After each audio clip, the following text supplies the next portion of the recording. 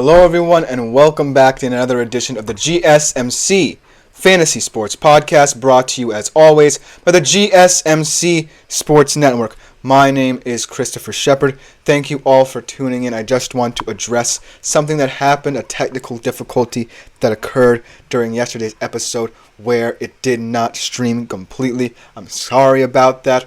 This issue has been reoccurring, but please bear with me because it could be one of many things. It could be my side. It could even be your side where I could be streaming at a certain time or not. So if that happens, again, please do bear with me. I'm trying my best to fix the issue and mitigate for it.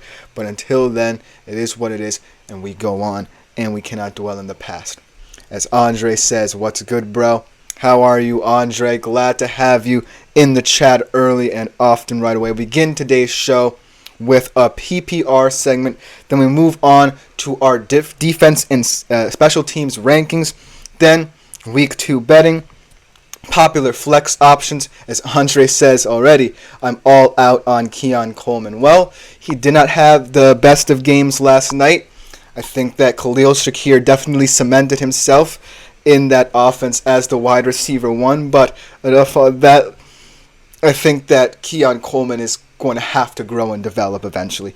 But in terms of segments, our second to last one, popular flex options for this week. And finally, I'm going to give you my updated MVP betting odds as well. But before we get into any of that, I do want to remind you all to consider liking, following, and subscribing to the show and the network as a whole.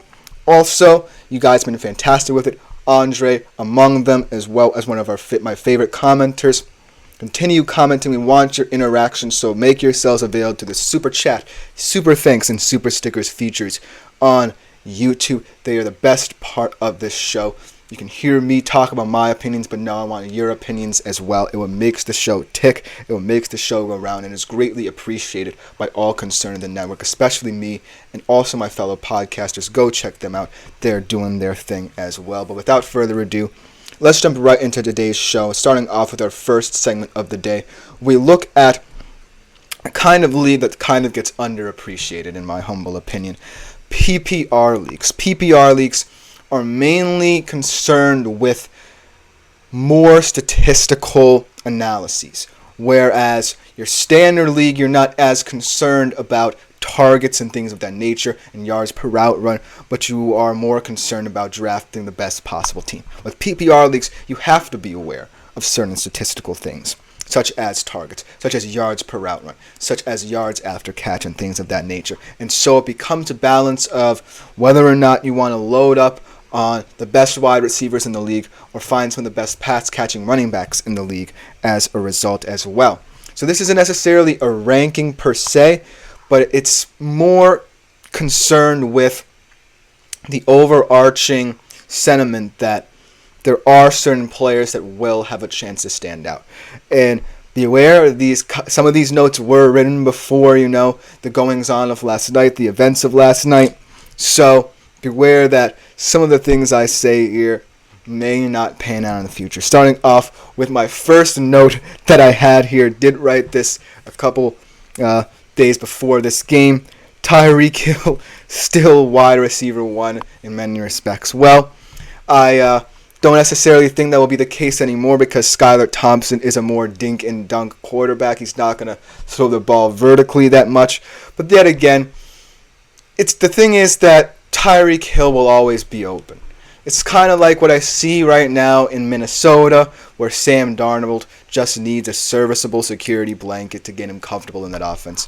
And I don't think that Skylar Compton is that bad. I think that he's a competent quarterback. He's not going to get you in too much trouble. He keeps the ball safe. He keeps the ball with the offense, most importantly. And so there will be opportunities for Tyreek Hill. How small they will be, we do not know. That being said, I do believe that we will not be seeing Tua this year, and maybe we won't be seeing Tua at all in the NFL anymore. Prayers up for him. We wish him a speedy recovery. We wish him good health, but it's going to be an interesting decision to hear from him about his career trajectory. But Tyreek Hill in this offense will still project to be someone you should rely on whether it's short yardage situations or downfield, because Skylar Thompson eventually is going to have to throw the football in order for the Miami Dolphins to find any way of competing with anybody. So it's not like Tyreek Hill immediately becomes a non-factor in this offense because of Tua's injury. Skylar Thompson knows that he can get Tyreek Hill the ball and must get Tyreek Hill the ball in order for this offense to have any big play threats. In terms of a guy who I think will have a bounce-back game, and I hope he'll have a bounce-back game, like I said many times, he's on my fantasy team, Amon-Ra St. Brown. In this game last year, in the NFC Divisional Round, Amon-Ra St. Brown really cemented himself as someone you can trust in this league. That game last week against Los Angeles was not indicative of the Lions' overall game plan. They're not always going to run you into the ground. They are going to distribute the wealth in this offense. It was just that the game flow, the game script, kind of was predicated on getting David Montgomery or whoever emerged from that running back room as the guy who stuck out as the main guy. So Amon-Ra St. Brown will not continue to underperform anymore. And against Tampa Bay, this game is going to be a rock fight. There are going to be situations where the Lions will be in third and manageable situations. That's my favorite time for Amon-Ra St. Brown to catch a football. When it's third and manageable or third and 7, 8, Amon-Ra St. Brown will always find a way to get open. Like I said, he's not your typical wide receiver one, right? He's not someone who in certain situations will go deep just because he can. He knows the routes he wants to run. He works so well in the confines of this offense, and most importantly, he moves the chains, and he does so in a way that also gets you good fantasy production. In PPR leagues as well, targets are at a premium. Amon-Ra's your guy. I don't think he will be held to 3 catches for very often, so look for him to have a big bounce-back game against Tampa. And then let's talk about CeeDee Lamb. A lot of pressure off this guy's shoulders, and going up against the Saints defense that looked like world beaters against Carolina, he's a different animal. I mean, come on. When you have your franchise quarterback and franchise wide receiver tied down, a lot of pressure is off your shoulders. Yes, the Cowboys will have to answer many questions about waiting this long for both of those contract extensions to be given out. But at the end of the day, now that it's all over and done with, and they're going to have to focus on Micah Parsons in the future, the offense gets a little bit looser. We saw it last week where CeeDee Lamb wasn't someone who got the lion's share of touchdowns or yardage, but in a way, he was the biggest part of that offense in that game because he allowed other weapons around him to look like world beaters again. Look at Brandon Cooks getting a touchdown. Look at Jake Ferguson getting open. So, CeeDee Lamb, he may not do it in many pretty ways, but in this game against the Saints, just know that he's not Xavier Legette or Deontay Johnson. He's someone who can't necessarily be contained. He's going to get a lot of fantasy points in this game, whether it be standard or PPR leagues. And finally, in terms of wide receivers, Justin Jefferson is someone who I'm really looking out for. A lot of you might be skeptical, as Andre says, another tough game for Olave. This is good. That could be a guy who I could see on this list. Yes, Chris Olave is someone who, in that Saints offense, should get the lion's share of targets. But Rashid Shaheed, man, don't underestimate him. We'll talk about him later on in the show. But Rashid Shaheed is someone in terms of running the deep post, being that vertical threat for that offense, and really supplementing Derek Carr's best traits. That guy's special. I think that Rashid Shaheed could profile to take away a lot of targets from Olave. So Olave might be actually someone I would shy away from a little bit. I was actually pretty high on him coming into this year, but now I'm not so certain, and it's going to be another tough week, like Andre says, against that vaunted Cowboys defense who we'll talk about.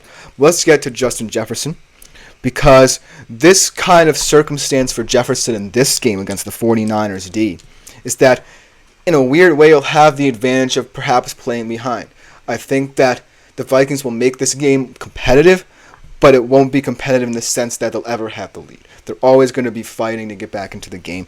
In many ways, that makes a lot of room for Justin Jefferson to get a lot of targets here.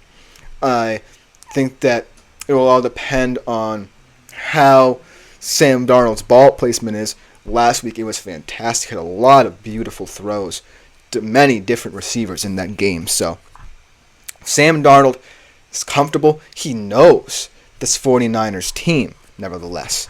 So if he's comfortable in that way, then I can see a world where Justin Jefferson will get a lot of chunk yardage, whether it be in garbage time or in the middle of the game when the Vikings are playing catch-up. But just to throw some running back names out there, how about Joe Mixon? I think Joe Mixon, yes, in that game against the Colts, he was used more as a workhorse back, and that could be the role he's meant to employ in that Texans offense. But also look for him to be a threat in the pass game, maybe in more short to intermediate routes, so that that receiver room can really kind of play a decoy game there, where it's able to be cohesive and it's able to get every single one a piece of the pie in that offense. So look for Joe Mixon to maybe be more of a receiving threat than expected, especially against a Bears defense that's going to want to hone in on all of those pass catchers. And then Isaiah Pacheco as well. I like Isaiah Pacheco a lot in terms of the pass game. It's not someone who you would immediately think of, but again, the Chiefs' versatile deep wide receiver room.